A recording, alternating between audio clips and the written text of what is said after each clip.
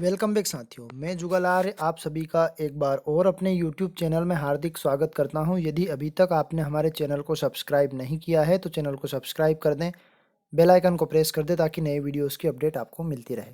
ये मैं चौथा वाला वीडियो लेकर आया हूँ MP बोर्ड क्लास जो कक्षा 10वीं के समीकरण द्विघात समीकरण का जो अध्याय है उसको लेकर आया हूँ, जो आपकी बोर्ड परीक्षा के लिए एक महत्वपूर्ण वीडियो है। ये टॉपिक आपके चल रहे हैं बोर्ड परीक्षा के समीकरण संबंधित। यदि आपने अभी तक हमारे चैनल को सब्सक्राइब नहीं किया है तो चैनल को सब्सक्राइब कर दे, बेल आइकन को प्रेस कर दे ताकि नए वीडियोस की अपडेट मिलती रहे। मैं वीडियो की कड़ी को जोड़ता रहूँगा इसी प्रकार से, ताकि आपकी वार्षिक परीक्षा की तैयारी अच्छी हो सके। तो सभी विषय के मैं सॉल्यूशन आपको प्रोवाइड करने वाला हूँ। यदि वीडियो पसंद आए तो वीडियो को लाइक कीजिए, चैनल पर नए हैं तो चैनल को सब्सक्राइब कीजिए, बेल आइकन को दबाना ना भूलें ताकि नए वीडियोज़ की अपडेट आपको मिलती रहे। तो दोस्तों साथियों, मैं पुराने वीडियो की जो लिंक है वो आपको डिस्क्रिप्शन में दे दूंगा और प्लेलिस्ट में भी वो वीडियो डाल दी है ताकि आप प्लेलिस्ट के माध्यम से देख सकते हैं। तो इस अध्याय में से 2 अंक के विकल्प आने वाले हैं और 3 अंक का एक प्रश्न आने वाला है। तो अब हम 1 अंक की जो प्रश्न है, 1 अंक की जो प्रश्न है, जो दो आने वाले हैं उनको मैं आपको सोल्व करके बता देता हूँ। तो पहला वाला प्रश्न है, द्विघात समीकरण में मूलों की अधिकतम घात होती है तो मूलों की अधिकतम घात 2 होती है। क्यों? क्योंकि द्विघात समीकरण हम ऐसा लिखते हैं ax का स्क्वायर bx प्लस सी, क्योंकि जिसकी 2 घात होती है वही द्विघात समीकरण होता है। अब आगे बढ़ते हैं दूसरे वाले की तरफ। तो दूसरे वाले में कहा गया है विवितकर का सूत्र। तो आप लोगों को विवितकर का सूत्र आना चाहिए। तो विवितकर होता है d बराबर बी स्क्वायर माइनस 4ac। ये हमारा किसका सूत्र होता है? विवितकर का सूत्र। ये हर जगह हम सवालों में भी इनका उपयोग करेंगे और वीडियो के अंत तक आप बने रहें ताकि आप और इन वीडियो को बारीकी से और सूक्ष्मता से देख सकें। अब अगला वाला देखते हैं, द्विघात समीकरण के मूल वास्तविक और असमान होंगे जब। तो यहाँ पर 3 कंडीशनें होती है। तो यहाँ पर मैंने तीनों कंडीशन लिख दी, मैं आपको बता देता हूँ। वैसे विविधकर को हम डी से दर्शाते हैं। तो यहाँ पर द्विघात समीकरण में बताया गया है मूल वास्तविक और असमान होंगे। तो किस कंडीशन में मूल वास्तविक और असमान होंगे? यदि डी का मान बड़ा हो जाएगा 0 से। सीधी भाषा में यदि मैं बताऊं, यदि डी का मान निकालने पर आपका मान धनात्मक आया, जैसे 4 आ गया, तो हम लिख सकते हैं डी बड़ा है 0 से, तो उस कंडीशन में हम लिखेंगे मूल वास्तविक होंगे। और असमान इसलिए है क्योंकि वो बराबर नहीं आए। अब देखा, द्विघात समीकरण में मूल वास्तविक और समान, तो वास्तविक और समान या 2 मूल बराबर होने की कंडीशन आपकी होती है डी बराबर 0। यदि विविधकर को सोल्व करने पर आपका डी का मान 0 आ जाता है तो मूल आपके समान होंगे। अगला देखते हैं, यदि द्विघात समीकरण के मूल काल्पनिक और असमान, यदि डी का मान आपका ऋणात्मक आया, जैसे माइनस का 4 ही आ गया, माइनस का 20 आ गया, तो हम ऐसा लिख सकते हैं डी का मान हमारा छोटा है 0 से, क्योंकि 0 माइनस वाली संख्या से बड़ा होता है। तो इस प्रकार से इसे मूल काल्पनिक या वास्तविक कहलाएंगे। अब हम देखते हैं, द्विघात समीकरण में ax का स्क्वायर प्लस bx प्लस सी बराबर 0 के मूल ज्ञात करने का सूत्र क्या होता है? तो मूल ज्ञात करने का सूत्र, यदि हमारा सवाल x के रूप में है तो इसका सूत्र बनेगा माइनस का b, फिर प्लस माइनस रूट के अंदर बी स्क्वायर माइनस 4ac बटा 2a, ये हमारा फॉर्मूला बनेगा। x बराबर, यदि यही सवाल आपका y के रूप में होता तो y बराबर minus b plus minus b square minus 4ac बटा 2a। अगला देखते हैं, चौथा वाला समीकरण द्विघात समीकरण है या नहीं है। तो यदि किसी भी समीकरण की घात 2 होती है वो द्विघात समीकरण कहलाता है। यहाँ पर इन दोनों का आपस में यदि मैं मल्टीप्लाई करूँ, तो x का x में मल्टीप्लाई किया तो ये बन गया हमारा x का स्क्वायर। यदि इस वाले में मैं x का x में मल्टीप्लाई करूँ तो ये भी बन जाएगा आपका x का स्क्वायर। सिंपली मैं देखकर आपको बता रहा हूँ, यदि x को बराबर के उधर ले गया तो x स्क्वायर माइनस ये x स्क्वायर। अब ये दोनों राशि हमारी एक प्लस की है एक माइनस की, तो इससे ये क्या हो जाएगी? कैंसिल हो जाएगी। मतलब यहाँ पर घात 2 वाला मामला खत्म हो गया है। तो यहाँ पर घात 2 नहीं है, मतलब ये द्विघात समीकरण नहीं है। तो हम लिखेंगे द्विघात समीकरण नहीं है। अब अगला देखते हैं, यदि इस समीकरण में क्यूब वाला सूत्र खोलते हैं तो a का क्यूब, यहाँ पर हमारा मान बनेगा a का क्यूब यानी कि x का क्यूब, और इधर हम जब इसका अंदर गुणा करेंगे तो ये 2x का क्यूब बराबर के उधर ले जाते हैं यदि 2x के क्यूब को, तो माइनस का हमारा हो जाएगा x का क्यूब। तो यहाँ पर भी घात 3 बची है, तो ये त्रिघात समीकरण है, तो ये भी द्विघात समीकरण नहीं है। तो दोनों में द्विघात समीकरण नहीं है। अब आगे बढ़ते हैं, द्विघात समीकरण 2x का स्क्वायर प्लस के x प्लस 3 में k का मान होगा यदि मूल बराबर हो। तो मूल बराबर होने की कंडीशन हमारी क्या होती है? मूल बराबर होने मतलब डी बराबर हमारा कितना होता है 0, ये जब मूल बराबर होंगे। यहाँ पर समीकरण हमारा होता है ए एक्स का वर्ग बी एक्स प्लस सी। यहाँ पर ए का मान हमारा 2 है, बी का मान हमारा के है और सी का मान हमारा 3 है। अब यहाँ पर हम एक फार्मूला जानते हैं b² माइनस 4ac। इस फार्मूले में हम मान रखें तो यहाँ पर a का मान 2, b का मान k और c का मान हमारा 3। तो यहाँ पर हम देखते हैं a बराबर 2, b का मान k और c का मान हमारा हो जाएगा हमारा 3। और सूत्र हम जानते हैं b² माइनस 4ac। तो b का मान k का वर्ग माइनस 2 और a का मान कितना है 2 और यहाँ पर c का मान 3 बराबर 0। तो ये हो जाएगा हमारा k का वर्ग, यहाँ 3 दूना 6 और 6 चुकू 24, ये 24 हो गया।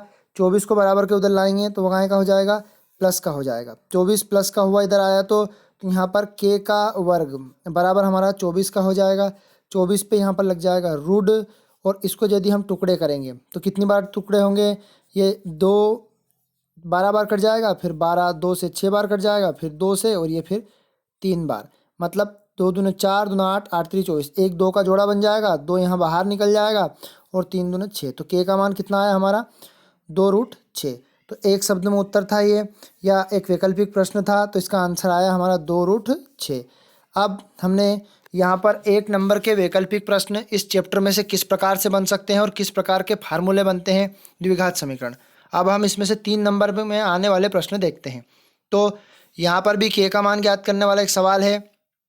तो हम सबसे पहले देखते हैं के का मान ज्ञात करने वाला, के एक्स और x माइनस 2 प्लस 6, ये आपका सवाल दिया है, ये 3 अंक में आ सकता है। और ये के का, और जब मूल समान हो, तो मूल समान हो उस कंडीशन के लिए हम समीकरण लिख लेते हैं के एक्स। तो के एक्स x माइनस 2 प्लस 6, तो यहाँ पर लिखते हैं हम के एक्स x माइनस 2 प्लस 6, ये हमारा सवाल। एक बार और टेली कर लेते हैं, के एक्स x माइनस 2 प्लस 6, के एक्स माइनस 2 प्लस 6। अब यदि इसको सोल्व करते तो अंदर मल्टीप्लाई करते तो के इंटू एक्स का वर्ग और यहाँ पर माइनस का 2kx प्लस 6, वो विविधकर का सूत्र b² माइनस 4ac, तो b² माइनस 4ac। अब यहाँ पर हमारा a का मान तो हो जाएगा, b का मान हो जाएगा 2k, तो यहाँ पर हम लिख देंगे 2k का वर्ग। अब अगली वाली स्थिति देखते हैं इसकी, माइनस यहाँ पर 4 इंटू a का मान k और c का मान हमारा हो जाएगा इंटू 6, मल्टीप्लाई करेंगे तो ये तो हो जाएगा हमारा 4k का वर्ग, ये 4k का वर्ग माइनस 6 चुकू 24k। अब यहाँ पर इन संख्याओं, ये बराबर में इसके बराबर में क्या चल रहा है 0, तो यहाँ पर 4k का वर्ग बराबर इधर 24 आएगा, तो कहाँ का हो जाएगा प्लस k, है ना 24k। k से एक k कैंसिल हो जाएगा, k बराबर ये हो जाएगा हमारा 24/4, तो 4 छन कितना हो जाएगा 24, तो k बराबर 6। तो इसका आंसर 6 आएगा। आपको दिया है करके लिखना है, a बराबर आपका k, फिर b बराबर 2k और c बराबर यहाँ पर 6, और विविध करके सूत्र में मान रखना है और सोल्व करना है। इसी प्रकार से हम k के मान निकाल सकते हैं। अब अगला देखते हैं, 2 ऐसे क्रमागत विषम धनात्मक संख्या धनात्मक पूर्णांक संख्या ज्ञात कीजिए जिनके वर्गों का योग 290 है। तो यहाँ पर 2 ऐसी क्रमागत विषम धनात्मक पूर्णांक संख्या जिनके जो वर्गों का योग है 290। तो पहली क्रमागत धनात्मक विषम पूर्णांक संख्या कितनी होती है हमारी x, और दूसरी हम x प्लस 2, और इनके क्या बोल रहा है वो वर्गों का योग। तो सबसे पहले सीधा सीधा मैं आपको सवाल बताता हूँ कि पहली संख्या मैंने x मान ली, दूसरी संख्या हमारी x प्लस 2 मान ली, और इनके वर्गों का योग मतलब इस पे वर्ग किया और इस पे वर्ग किया, बराबर इनके वर्गों का योग कितना हो जाएगा 290।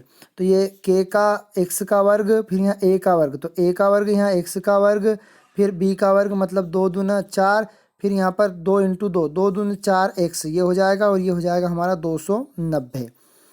अब देखते हैं x और x, ये बन जाएगा आपका 2x का वर्ग, फिर यहाँ पर हो जाएगा प्लस 4x और बराबर के उधर जाएगा ये 290, तो यहाँ पर माइनस का हो जाएगा, 290 में से हम 4 घटाएंगे तो माइनस की संख्या आएगी, तो 4 290 में से चला जाएगा तो 286 हमारा यहाँ पर आ जाएगा। अब 286 प्राप्त हुआ, या तो इसको हम गुणनखंड विधि से कर सकते हैं या फिर इसको सूत्र विधि से भी कर सकते हैं। तो गुणनखंड विधि से करेंगे तो यहाँ पर पहले 2 का भाग लगा देते हैं, तो ये बन जाता है आपका x का वर्ग प्लस 2x माइनस 2 एकम 2, 2 चुको 8 और 2 तिया 6, 143। अब 143 यानी कि गुणा करने पे तो हमें चाहिए माइनस के 143 और जोड़ने या घटाने पे चाहिए हमें कितना 2। तो यहाँ पर हम लेते हैं 13 और 14, यहाँ छोटी संख्या माइनस की लेते हैं, तो यहाँ बन जाता है आपका x का वर्ग plus 13x minus 11x minus 143। अब यहाँ से हम कॉमन निकालेंगे तो यहाँ से कॉमन x निकलेगा, तो ये हमने x यहाँ से कॉमन निकाल दिया। तो जैसे हमने x कॉमन निकाला, अब यहाँ पर बचा हमारा x प्लस 13 और यहाँ पर बीच में दोनों माइनस का निशान, यहाँ से 11 कॉमन निकलेगा, तो 11 कॉमन निकालेंगे तो यहाँ पर 143 में से हमने जब 11 कॉमन निकाला तो ये बन जाएगा आपका x प्लस 13। तो इसके दो क्रमागत संख्या में से यदि हम देखते हैं तो x माइनस 11 आ जाता है और ये बन जाता है x प्लस 13। बराबर के इधर 13 को लेके आते हैं तो माइनस का हो जाता है 11। तो ये जो हमारी धनात्मक वाली संख्या 11 आई है, तो पहली संख्या 11 हो जाएगी और दूसरी संख्या 11 और 2 13 हो जाएगी। तो यहाँ पर हम 2 क्रमागत संख्या हमें प्राप्त हो गई। अब हम अगले सवाल को देखते हैं। यदि अभी तक आपने हमारे चैनल को सब्सक्राइब नहीं किया है तो चैनल को सब्सक्राइब करें, बेल आइकन को प्रेस करें ताकि नए वीडियोज़ की अपडेट आपको मिलती रहे। अगला सवाल देखते हैं द्विघात समीकरण वाला। यदि अस्तित्व हो तो यहाँ पर हम द्विघात समीकरण x प्लस 1/x बराबर 3 इतना दिया है, तो हम देखते हैं x, यहाँ पर x प्लस 1/x बराबर कितना हो जाएगा 3। क्रॉस गुणा करेंगे इधर से इधर, तो क्रॉस गुणा करने पर हम x का x में गुणा करेंगे, x स्क्वायर बन जाएगा प्लस 1, यहाँ पर x में गुणा हो जाएगा, ये बन जाएगा आपका 3x। ये x का स्क्वायर माइनस हमारा 3x प्लस 1 बराबर 0। अब यहाँ पर मूल वास्तविक हो तो मूल वास्तविक हो मतलब b square minus 4ac, D बराबर बी स्क्वायर माइनस 4ac। तो डी का मान यहाँ बी का मान हमारा 3 माइनस 3 का वर्ग मतलब 9 हो जाएगा, माइनस ये 4, ए का मान हमारा 1 है ये एक्स स्क्वायर के गुणांक में, और यहाँ पर सी का मान हमारा 1 है। 4 एकम 4, तो 9 में से हम 4 घटाएंगे, बचेगा कितना हमारा 5। जो मूल प्लस का मान आया मतलब मूल वास्तविक है। मूल वास्तविक है मतलब या तो सूत्र विधि से हल कर सकते हैं, तो सूत्र हमारा होता है बी स्क्वायर माइनस 4ac। हाँ, यहाँ पर बी स्क्वायर माइनस 4ac, यहाँ हमारा होता है बी बराबर मतलब एक्स बराबर माइनस का b plus minus b square minus 4ac। इसको मैं तुम्हें सूत्र विधि से ही बता देता हूँ ताकि आपके अगले सवाल करने में आपको परेशानी ना हो। तो ध्यान से हम समझते हैं। सूत्र लिखते हैं यहाँ पर माइनस का बी प्लस माइनस रूट के अंदर बी स्क्वायर माइनस 4ac। तो यहाँ पर हम देखते हैं बटा 2a, तो यहाँ पर हमने बी स्क्वायर माइनस 4ac का मान हमें 5 आया और b का मान हमारा यहाँ पर देखा जाए तो माइनस का 3 है, तो ये माइनस माइनस तो हो जाएगा आपका प्लस, तो 3 प्लस माइनस रूट के अंदर कितना 5 और 2a का मान कितना 1 है। तो एक बार तो हम धनात्मक चिन्ह लेंगे, धनात्मक चिन्ह लेने पर हमारा 3 प्लस रूट 5 हो जाएगा बटा 2 हो जाएगा। फिर अगली वाली स्थिति को देखते हैं, ये 3 माइनस रूट 5 बटा क्या हो जाएगा 2। तो x के 2 मूल बिंदु प्राप्त हो गए हमें, मूल जो कि हमने आपको लिख के बता दिए। अब अगला वाला सवाल देखते हैं। ये आप स्वयं करेंगे, मूल समान होंगे या वास्तविक होंगे इसके अनुसार इसको, और हमें कमेंट बॉक्स में बताएंगे कि हमने सॉल्यूशन कर लिया है, क्योंकि ये प्रश्न हम जो आपके लिए लेकर आए हैं मोस्ट इंपॉर्टेंट प्रश्न है। अब अगली वाली शर्त देखते हैं। 2 क्रमागत धनात्मक पूर्णांक संख्याओं के वर्गों का योग। अब क्रमागत धनात्मक पूर्णांक संख्या, वहाँ हमारी विषम संख्या थी, अब यहाँ पर 2 क्रमागत धनात्मक विषम पूर्णांक संख्या दी है। तो मैं आपको समीकरण इसका बना के बता देता हूँ, बाकी आपको इसको सोल्व करना है। दो क्रमागत धनात्मक विषम पूर्णांक संख्या, तो एक्स का वर्ग हम पहली संख्या एक्स मानेंगे और दूसरी संख्या एक्स प्लस दोनों का वर्ग, इनका योग कितना है 365। अब 365 है तो ये x का वर्ग, ये हो जाएगा आपका x का वर्ग प्लस 1 का वर्ग प्लस 2x, 1 का वर्ग 1 ही होता है, ठीक है। फिर 2x प्लस बराबर 365, यहाँ पर देखते हैं x का वर्ग, तो ये 2x का वर्ग प्लस 2x बराबर के उधर जाएगा, तो ये हो जाएगा आपका माइनस का 364। अब यहाँ पर दोनों पक्षों में भाग लगा देंगे, तो 2 एकम 2, फिर यहाँ पर आपका 2 एकम 2, फिर 64, इसका भाग लगाने पर और हमें एक समीकरण प्राप्त हो जाएगा। चाहें तो आप इसको सूटेबल लगे तो आप इसको सूत्र विधि से हल करें, या फिर आप इसको कौन सी विधि से हल करें, गुणनखंड विधि से भी। तो यहाँ पर सूत्र विधि या गुणनखंड विधि से करने पर हमें जो, मैं आपका इसका आंसर बता देता हूँ सीधा सीधा। पहले का आंसर, पहली संख्या 13 आएगी और दूसरी संख्या 14, क्योंकि ये क्रमागत संख्या रहेगी। अब हमें गुणनखंड विधि, पहले भी मैं पहले वाले वीडियो में भी मैंने जो चैप्टर 2 बनाया उसमें गुणनखंड विधि समझाई है, पर यहाँ पर एक बार और आपको गुणनखंड विधि समझा देता हूँ। तो ये हमारा सवाल लिखा हुआ है, इसमें गुणा करने पे तो हमें चाहिए 12 और जोड़ने घटाने पे हमें चाहिए 1।